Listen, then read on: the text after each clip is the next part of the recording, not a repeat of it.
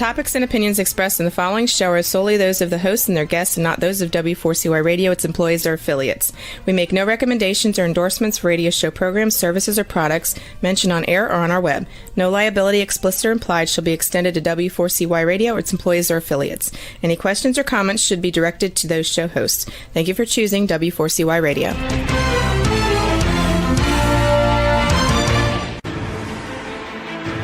What's working on purpose anyway? Each week, we ponder the answer to this question.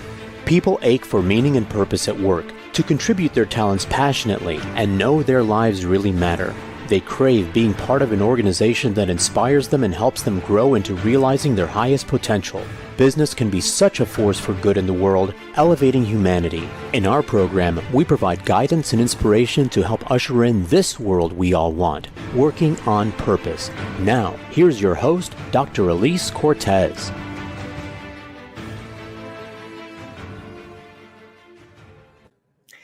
Welcome back to the Working on Purpose program. Thanks for tuning in again this week. Great to have you. I'm your host, Dr. Elise Cortez, joining you live from Dallas. If we've not met yet and you don't know me, I'm a management consultant specializing in meaning and purpose. My team and I help companies detect and articulate their purpose and thread it through their culture and operations. We work with forward-reaching organizations to develop inspirational leaders who create cultures where people actually want to come to work and do their best.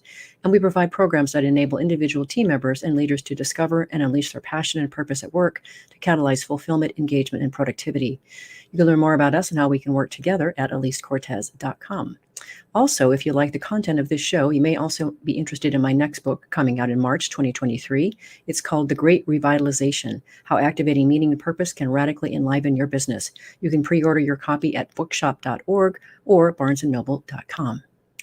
With us this afternoon is Greg Sloan. He's the Chief Purpose Officer and co-founder of Go Beyond, a people development company that combines behavioral science and technology to create a more prosperous workforce. We'll be talking about the state of today's workforce, what people need to thrive at work today, and how people's lives improve when they discover and live their purpose. He joins today from Atlanta, Georgia. Greg, welcome to Working on Purpose. Thank you, Dr. Cortez. It's great to be with you today. Oh, thank you so much. And please do call me Elise, as I know we will as we go along here, but thank you. We have to first start by talking about how we met. I always enjoy telling my listeners and viewers just, how did I find these amazing guests? And I was minding my very own business when I noticed in my inbox this clever invitation from a man named Greg Sloan, who wanted to connect with me on LinkedIn. And I looked at his profile and I went, wait a minute, this looks like a lot of what I do, and I am Chief Purpose Officer, Purpose Identity Interests.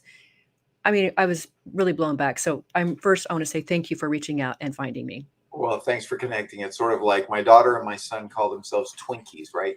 Sort of siblings from another mother, or however that saying goes. But no, it's great to connect with you. And I really do love that there are more and more, whether they're consultants or HR folks, anyone who really embraces purpose in a C-suite role and title. And I believe it's the next C-suite role of the future. I do too. It's happening already. When I tell people that purpose is actually an industry, they're like, what? Really? I'm like, yeah, it really is. When the big four have their own purpose practice, there's something here. Yep. And we actually do focus on financial services quite a bit. So when I think it's Shannon Schiller from PwC started using the title, I knew that was the beginning of the next wave. Mm-hmm, mm-hmm.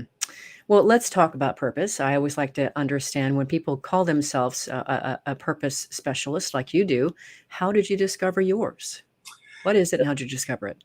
Yeah, so I do not come from the psychology background. I come from the finance background, spent 25 years in financial services. And as a certified financial planner, working primarily with corporate executives and entrepreneurs, helping them to become more wealthy. And probably about 20 years ago, I was working with a Delta executive who wanted his financial plan and all of his investments surrounding this purpose for him to eventually leave corporate America to become a teacher.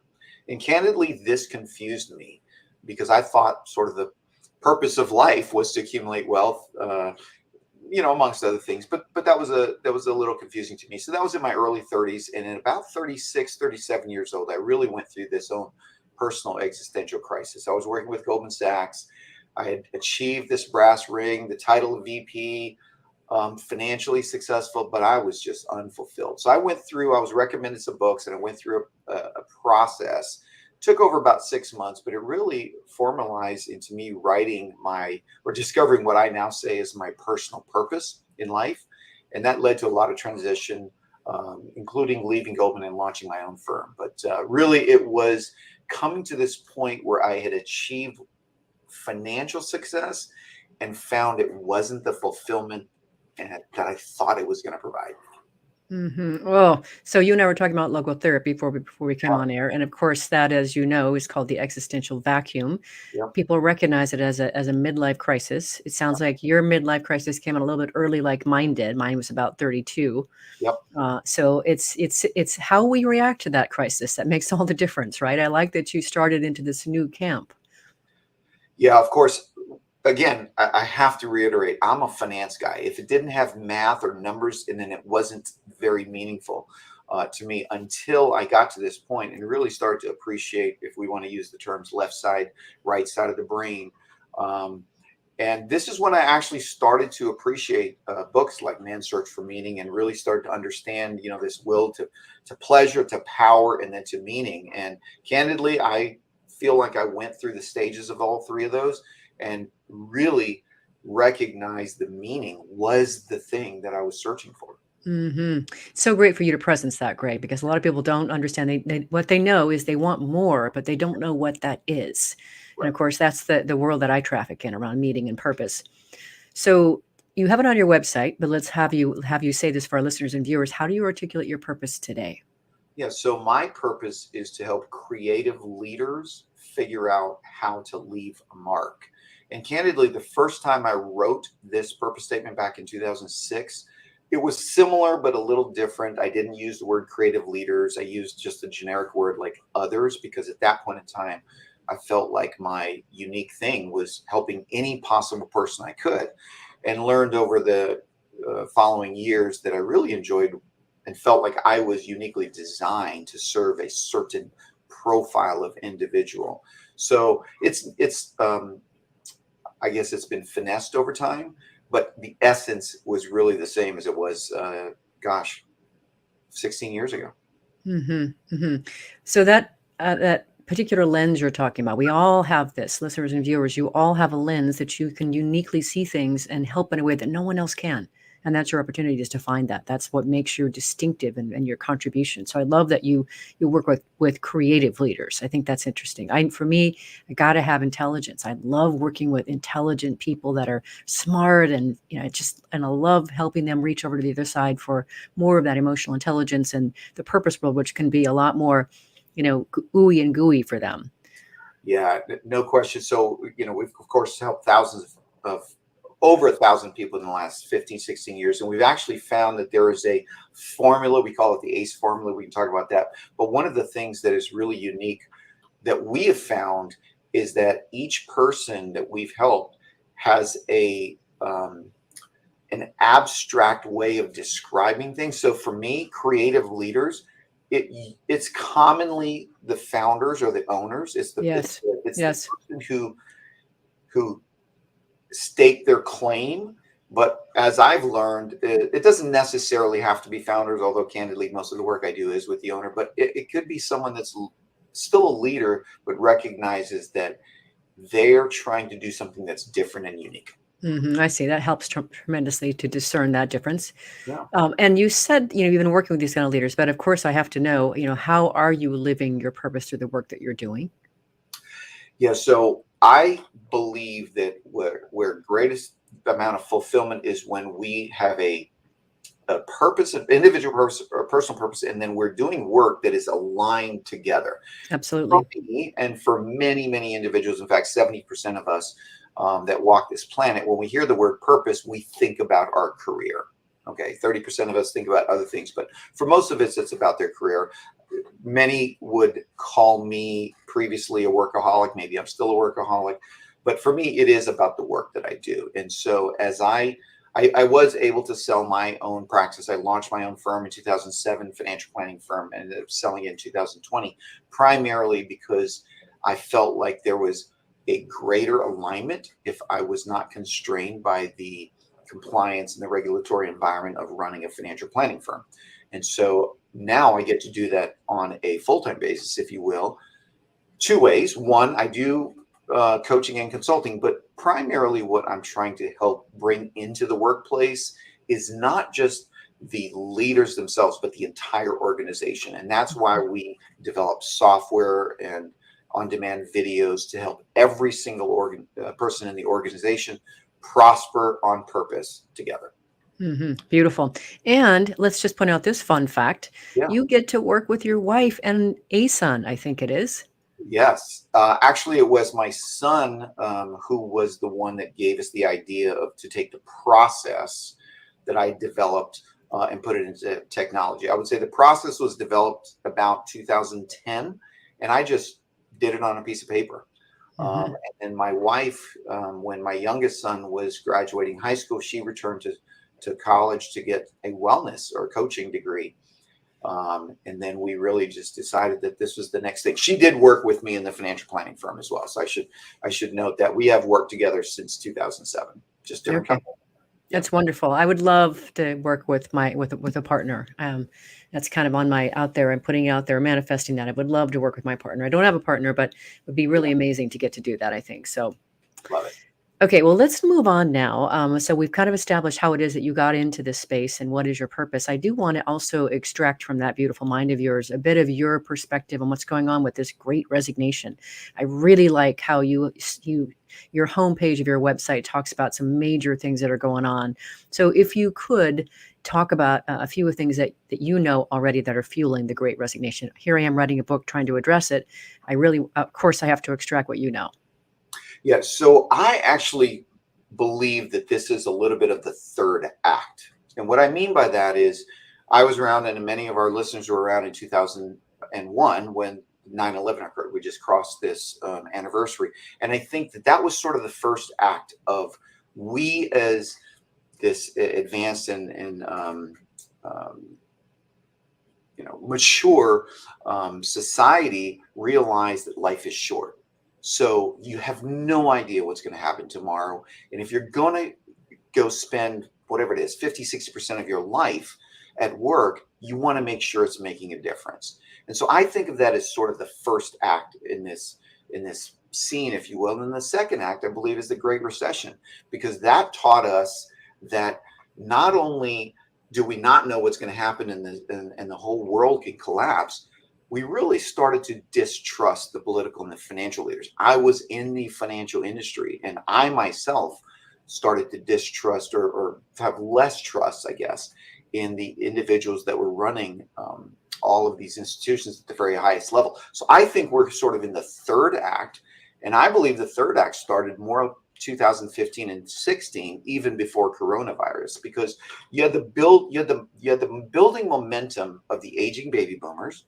You have the influx of a great amount of underemployed college graduates. They were sold that college degree is the thing that you're going to have that's going to give you this great career and great life. You got social media that's changed things. You got technology that's provided the foundation to be more flexible and remote with your work. So I think the coronavirus and COVID-19 really was just the final push to this tidal wave that was building for 4 or 5 years.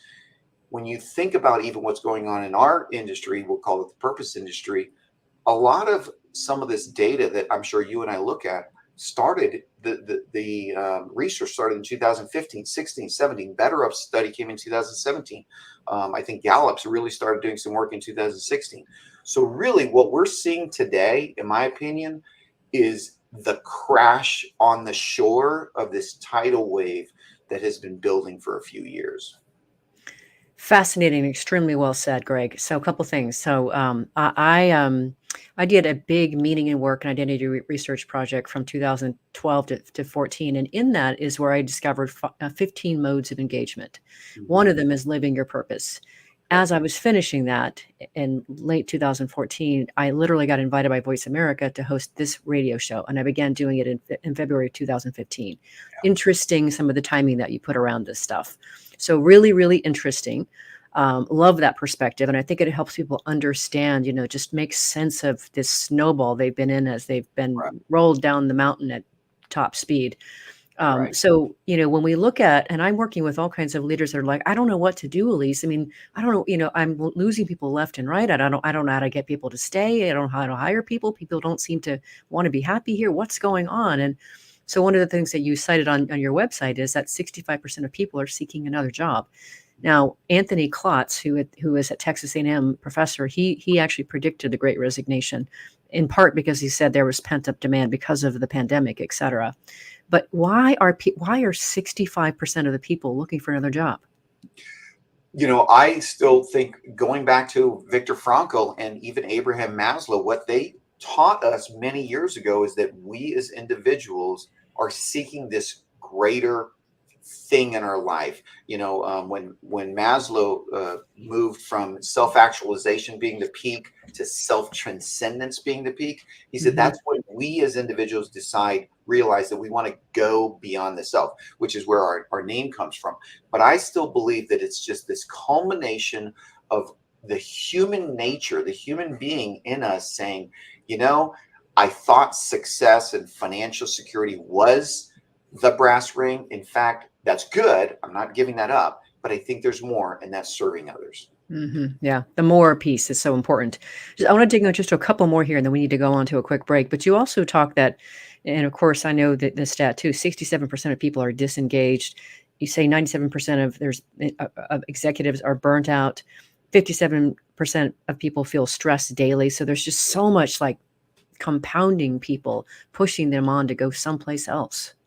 Yeah, and I'll try to not mess up the quote, but I had a client that I was working with, senior executive pharmaceutical company, and he told me once, he was probably in his early 60s, and he said, Greg, I'm just tired of being a cog in the wheel. I would like my work to actually matter to someone. And he was a quality control guy at a very successful over a very successful career, but at the end of the day, he didn't feel like what he did made a difference, that he was leaving his mark. So coming back to, what I think is we all want to leave our mark. We all want to matter. Totally get that. Great way to take us into our first break, Greg. I'm your host, Dr. Elise Cortez. We've been on the air with Greg Sloan, the Chief Purpose Officer and co-founder of Go Beyond, a people development company that combines behavioral science and technology to create a more prosperous workplace. We've been talking a bit about how he got into the world of purpose and what's going on in the workplace today that drives the Great Resignation. After the break, we're going to get into looking at how purpose works well inside the world of work and business. Stay with us. We'll be right back.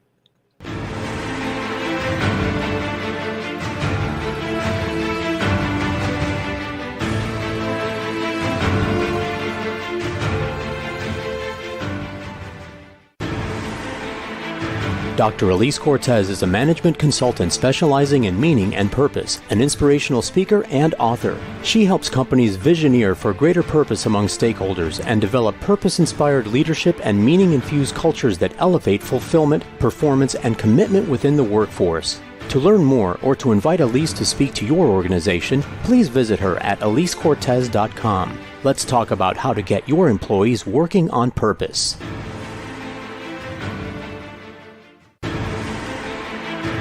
This is Working on Purpose with Dr. Elise Cortez. To reach our program today or to open a conversation with Elise, send an email to Elise, A-L-I-S-E, at elisecortez.com. Now, back to Working on Purpose.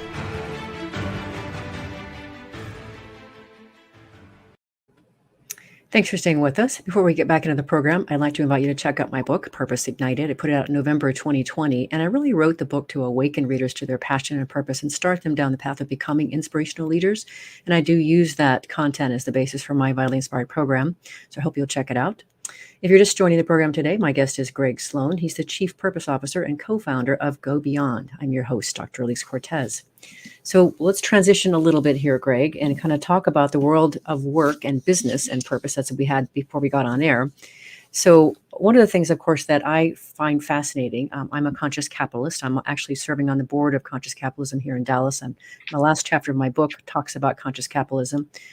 It's all about elevating business to embrace purpose and meaning and what, in real time, basically. So to me, this makes just complete, easy sense. but I'm curious, why do you think more companies are not going down the path of purpose?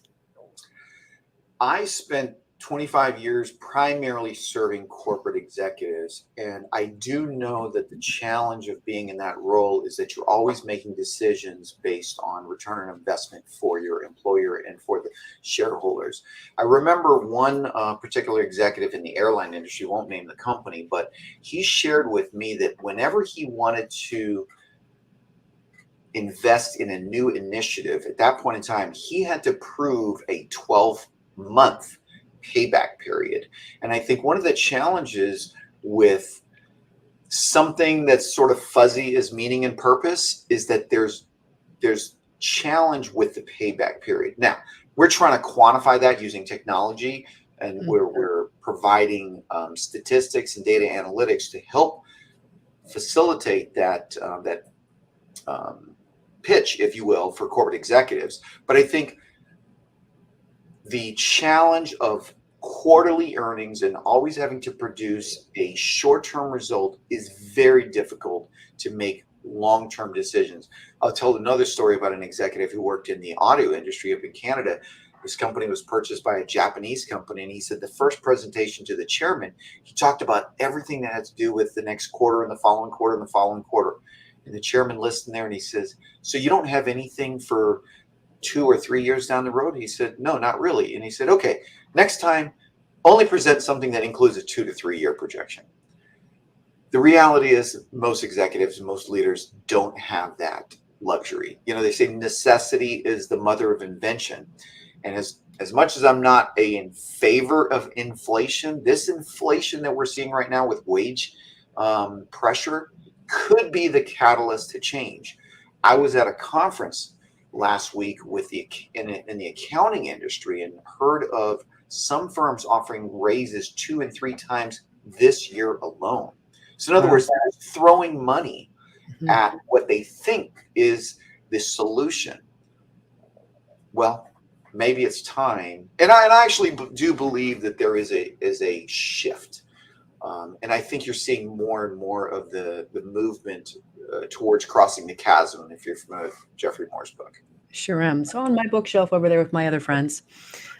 So really quick, let me address what you just said about the short term, the quarterly march, if you will. I had Gregory Milano on my show some time back, and he's out to kill short termism. So he is, I'm not sure exactly how to describe his work. It's in the financial realm. He worked with organizations on setting up their financial structures, et cetera. And he's out to eradicate that because it produces bad results. Short-term decisions, no long-term value. I actually do address averting from short-termism in my book as well. So completely see what you mean by that. And wouldn't it be nice, instead of throwing a bunch of people money, why don't we go ahead and just treat them to meaningful and purposeful work, right? That sounds pretty good to me. So you use the word mission driven for various companies. That means something specific to me, but I'm wondering if you have any examples that you can speak to that of a mission driven company that you know of, either that you've worked with or that you know of in the news, and how would we recognize it as such? Yeah. So candidly, when we started using this term mission versus purpose, it was because I didn't feel like companies were ready for the word purpose. If I had to rewrite that white paper, I'd probably change it to how to build a purpose-driven or probably a purpose-centered culture. I think you use a different term besides purpose-led. I say purpose-led. Purpose-led. Okay. The problem I have with driven, the word driven now is it does feel a little negative in terms of someone driving you. Yes. And so in retrospect, I actually have started to move away from that term. But the bottom line is, what are these organizations? We'll say purpose-centered or purpose-led, using your term. It's really the organizations that recognize that there is the customer and the shareholder that the mission statement should address. Right? It's the profitability and the product or service they're selling. But then there's this other group, we'll call them the stakeholders. And I believe the stakeholders should benefit from the purpose of the organization. That includes the employees, that includes the community at large. It could include a particular thing that they're interested in, like global warming. There's some companies that do things that focus on sustainability, but it really is recognizing that there are more stakeholders that you as an organization have the ability to impact other than just your customers and your shareholders. So that's maybe my definition of how I would describe that. Okay. Brilliant. Now, I forget, I think this is somewhere on your website or something, but it certainly caught my attention, or maybe it was something that you posted. But I'm really, really interested too, if we look at the generations in the workforce, there are 5 of them now. And I'm certainly interested in how you look at the forecast of the desires of the workforce, since more of the Generation Y, which are the millennials, and now the Z are becoming larger. They're more of the driving segment of the workforce. Do you have any insight as to kind of what they really want and will push for in the workplace? So in our recent, and I'm saying within the last 12 to 18 months, as we've really talked to organizations and to individuals from different generations using that term, I think what we found is 4 things that all individuals, but maybe even more so the younger generations, is and this is not in any particular order, but the first would be a team that they find a sense of belonging. Yes. They want to belong. They want to do good work, but they want to do it within a group that they feel they belong. They bring something unique to that table. Number 2, they want meaningful work aligned with their personal purpose. They want the role. I'm going to refer to Jim Collins because that's one of my favorite books, is Good to Great. They want the seat on the bus. They want the right seat on the right bus, that they personally feel like, yes, I own this. This is my seat. And in some cases, they want that seat that looks a little bit like 50% of this and 25% of that and 25% of this other thing, what I would call a hybrid seat. They want flexibility. No question. What coronavirus and technology has done is it really put a spotlight on how valuable flexibility is. I was talking with a nurse recently who quit a very high paying job to be very specific about her next role must have flexibility, which is really challenging for a nurse if you think about it. But then even flexibility within the hours of the day. So one of the companies she was talking to said, we don't care if you work between 5 a.m. or 11 p.m. as long as you get the thing done. So the third is flexibility. And then, of course, they want fair compensation, as we all do. But I think it was Better Up that came out with a study that said millennials in particular, 90% are willing to take up to a 23% pay cut if they have a role that is more aligned with their purpose. So yeah, they want all these things, but compensation is not the most important thing. Important, but not the most important. And yet that is what is the biggest wield that organizations are trying to use right now. Isn't that fascinating? Yes. And I forgot, you asked me earlier if there's companies that I'm familiar with. And yeah, I'd love to throw out a few. First of all, we talked a little bit about PricewaterhouseCoopers, and Deloitte. KPMG is now adding a chief purpose officer, at least I saw in Australia or South Africa. But these are organizations going back to 2016, I think it was when PwC installed their first chief purpose officer, because they recognized to attract and to retain this next generation, they have to incorporate organization, or they have to align organizational purpose and individual purpose, which is what all of our work is about.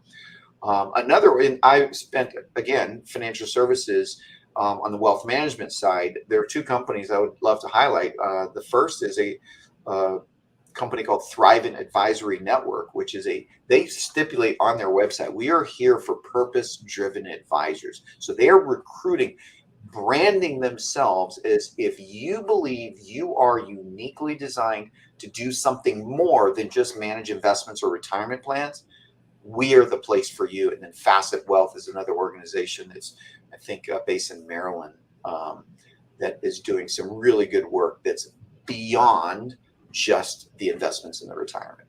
Mm-hmm. What I want to point out about that, Greg, that's so beautiful to me is, I advise my clients, live your purpose and just bring it out there, shout it out there, because you're going to, 1, attract the people that are your tribe. You're going to repel the people that don't believe what you do. Perfect. Let them go work with somebody else. You can't be everything to everyone. So I love that they're going to appeal to those people that have that greater, wider, swath that they want to work in. And the people that just they're pure in that other space of financial planning, they won't opt into that. Perfect. Right. And again, going back to what I was saying earlier, at least based on the research I've done, I'd love to have you validate this, is that 70% of, I believe it's an American study, but 70% of us, when we think about our purpose, we think about it in the career, in the work context. That means 30% of us, it's not that important to have this alignment, and that's fine. Mm-hmm. I always say, then it's not the right bus. Let them go find a different bus. Let them go find a different seat. And even within your bus, there might be different seats. But be prepared to modify your bus, to remodel your bus, if that's who you want to attract. Mm-hmm. Well, I certainly found in the research that I did, that was 115 people that I studied across 20 different professions. The vast majority of them were not, in the higher echelons of living your purpose and all that sort of thing. There's a good segment that were like in what I call instrumental marketable skill, where they really were there to make money so that they could go off and live fully other parts of their lives. And I think a lot of people are doing that. And that's wonderful. And especially if you're going off and doing other things in your life that are really meaningful to you, right? That you're really passionate about. So yeah, there's, not everybody that I've found, not everybody wants to do the purpose journey, right? It isn't for everyone. But I do think that it works for a lot of people, but not everybody is either interested or on that path, or they haven't been activated toward that just yet. And it takes all of us to swim in the sea. So it's okay, right?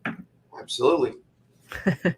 All right. With that note, let's grab our next break. I'm your host, Dr. Elise Cortez. We've been on the air with Greg Sloan, the Chief Purpose Officer and co-founder of Go Beyond, a people development company that combines behavioral science and technology to create a more prosperous workplace. We've been talking a bit about what's going on inside companies regarding purpose. After the break, we're going to talk about more of how to address the workforce problems. Stay with us. We'll be right back.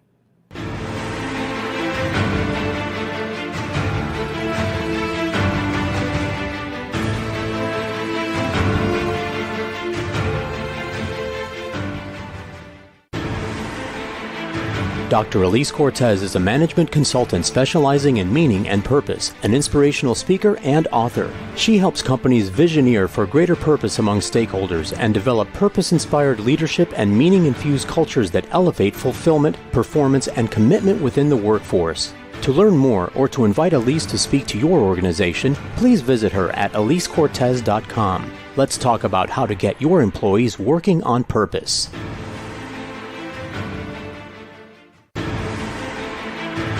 This is Working on Purpose with Dr. Elise Cortez. To reach our program today or to open a conversation with Elise, send an email to Elise, A-L-I-S-E, at elisecortez.com. Now, back to Working on Purpose.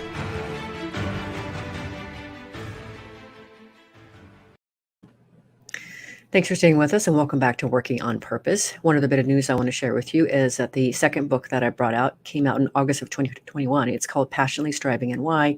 And what that is, it's a collection of 25 stories from women that I found around the world, from Australia to Zambia, who share their very intimate story of how they discovered their purpose and are now serving from it. So very, very personal accounts. The idea is to be able to help you through their stories get access to your purpose, and also for them to also model what it was like to go through it. So you feel like you've got some solidarity. So I hope you'll check that out as well. If you're just joining us today, my guest is Greg Sloan, the Chief Purpose Officer and co-founder of Go Beyond. I'm your host, Dr. Elise Cortez. Okay, so now we really have to peel back the onion, Greg, because you've got an area of interest and expertise that totally aligns with my jam, and that's the idea of identity and purpose. So in your view, which comes first, identity or purpose? So from my perspective, identity comes first. So identity is comes from your past, comes from your upbringing. It's what I think of it as. You have less control of your identity, right? Because a lot of that was formed in your adolescence. From a culture perspective, you didn't get to choose your parents. But purpose is really about changing the future. It's about how you take who you are and direct it to something that you have greater control over.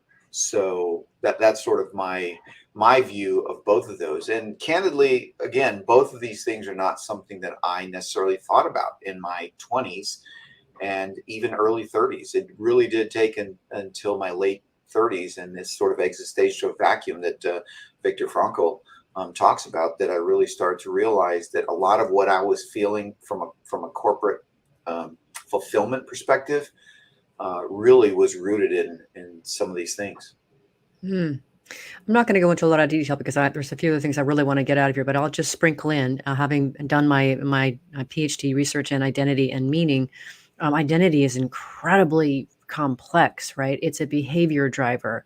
It helps it, and when we get really present to what's in our identity, those characteristics, those behavioral tendencies, those values, our talents, right?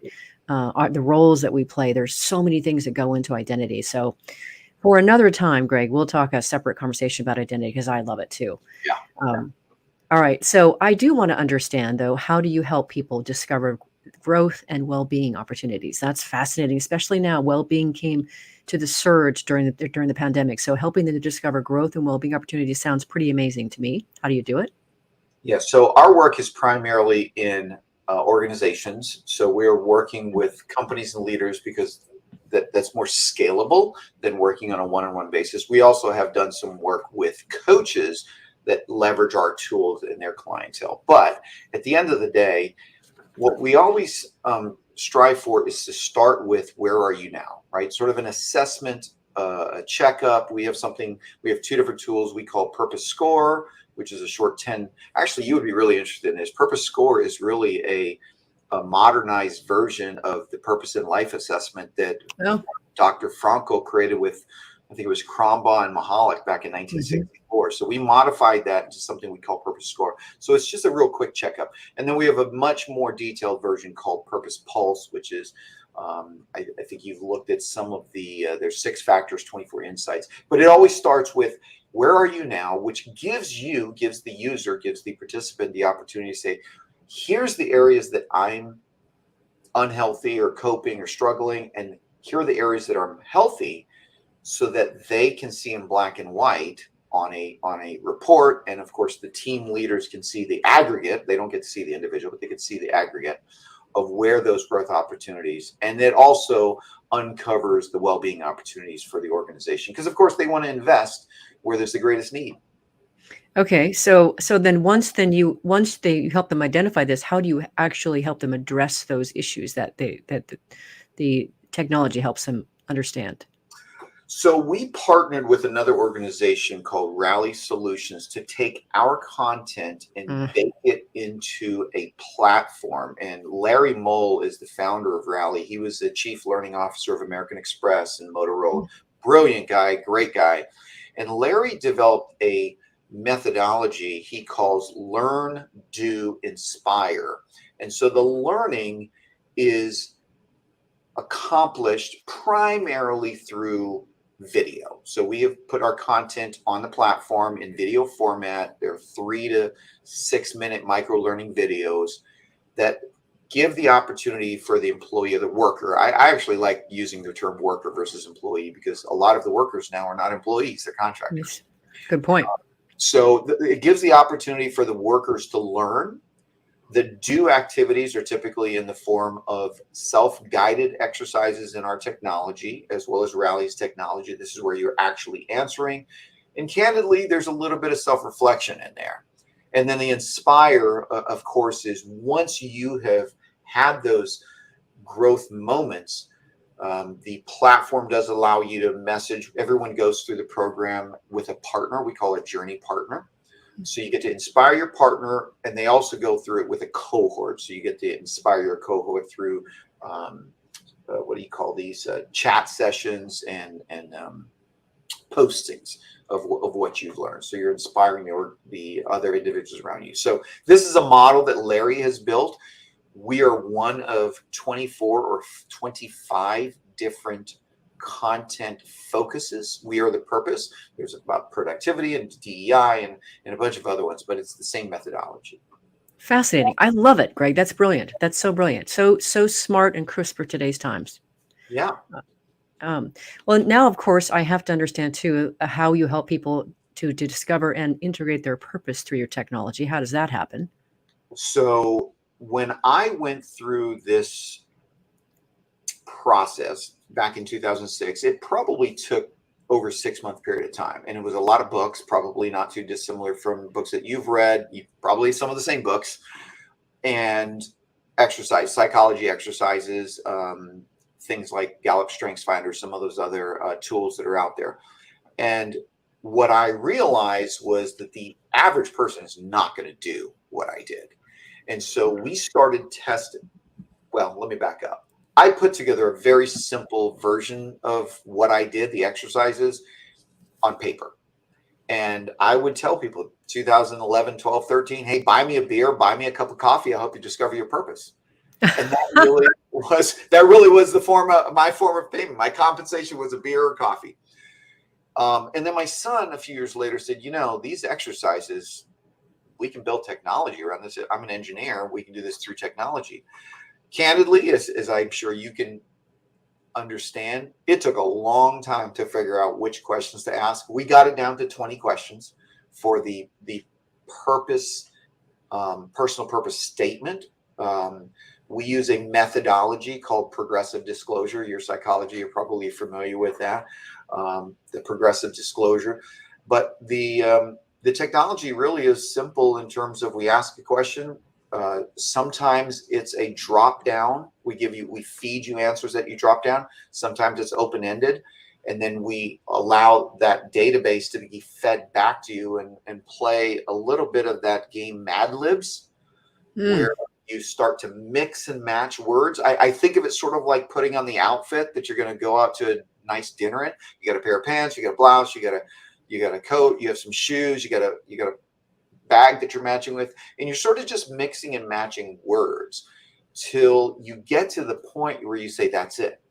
That's exactly how I view myself. Sometimes I say your purpose is the best definition of the best version of you. Right. That's gorgeous. Just gorgeous. So I love what you've created, especially using technology to help, because when I'm working with organizations to help them either detect or discover or rediscover their purpose, and I'm talking with various people in the organizations, once we've actually kind of gotten a base statement, we then bring people together, and then we go through a process of what I call the wild life scratching. Right. You're like, it's because it's so much the water that we swim in. It's very hard to distinguish and put words to that thing that is us. Right. So I really think what you've done creating and using the technology is incredibly useful. Why were you smiling like that? What's going on? Yeah. So that one of the coaches that we worked with, I may get this quote wrong, but he said something to the like, you know it when someone says, well, what if we change that word, and you want to fight them, right? You go through that process of refining until you say, don't touch it, leave it alone, it's perfect. But what did you call it? The wild life scratching? wild alive scratching, which is a Dr. Seuss term. Yeah. Oh yeah. It's a really tough process. So I would say the technology doesn't necessarily get you to 100%. It's pretty rare. In fact, we have people score it, and I think their average score is something like a 4.5 out of 6, which is pretty good. And that's kind of where we want it to be, because we do want people to continue to chew the cud, if you remember that old phrase, get it to where it's better and better until you say, you know what, don't touch it, it's perfect. But it doesn't stop you until you get it. It doesn't stop you from continuing to grow and to pursue it while you're continuing to refine. So I want to make that clear as well. Yes, indeed. Absolutely. Continue to evolve just like you. Yeah. Okay. So for a little bit of time we have left here, I want to talk about you. I know that you offer 4 strategies to help build mission-driven cultures. And so I'd love to hear about that. We get, right, people are always asking, how this purpose stuff sounds great, but how do I do it? So give us some idea of how you help people with this mission-driven culture. Yeah, that was specifically around this millennial and Gen Y population as well. Mhm. That was written and put together based on some research and some interaction, quite frankly, with some small businesses that we were working with. And what we found was when we think about skills versus strengths, one of the first things that organizations typically look for is skills. But if I were to use Gallup's description, strengths grow over time where skills deteriorate. Maybe they didn't say the second part, but they definitely said the first. So when we think about working and building this culture, and we talk about how individual strengths continue to grow, individuals can feel more personal about their strengths, and they could feel like their skills do create a little bit of a burden to some extent because they're always having to continue to learn. Not that learning is, continuing to improve your skills is bad, but they do sort of deteriorate. And of course, technology changes. So where the skills that you had today, I was a whiz at Lotus 1-2-3. Nobody cares about that today, right?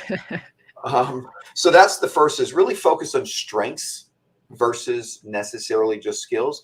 Number two is really understand perspective. And this is where I lean into Daniel Goleman and emotional intelligence, really have empathy for that other person. This is something that I personally was not very good at for many, many years. I thought the way I thought was the way everyone should think. And you realize that how important, coming back to identity, how someone else's journey has produced a way of thinking that is different from yours, and yours is not right. So really understand the other person's perspective, and definitely with the millennial generation, they grew up with technology as their first language, right? We didn't. Growth programs. If you're not investing in growth, learning, we'll use the term learning. If you're not investing in learning for your people, again, that's a lot easier today than it was, say, 10 years ago with LinkedIn Learning and a lot of these asynchronous tools, on-demand tools. Again, I just left the CPA event, and that was a big part of what we talked about, was just the tools that use. And then I would say the fourth, which kind of wraps it all up, use technology, leverage technology. You organizations today, they're so far ahead of where we were when we were probably growing up in our career. One company I worked with, we shared a computer. Oh yeah. So that's kind of where I would focus. Wonderful, Greg. That's an amazing way to finish, because it really presents where are we going in the future? We've been talking about the Great Resignation. What's the problem here now, taking us into the future? That's a great way to finish. I do like to give my guests a chance to give their final thoughts. This show is listened to by people around the world, and we're out to really create workplaces where people actually want to stay, give their best, and we are led by inspirational leaders who bring them to their greatness. We do business that betters the world. What would you like to leave them with? Yeah, I'm passionate about the fact that I hate turnover. I hate people leaving jobs because they weren't fulfilled in the first one, or leaving companies, or any of how you describe it. And when we find ourselves in that right seat, on the right bus, the organization, we call that retention. We call that engagement, call that fulfillment. But the thing that I want listeners to realize is this did not start with COVID.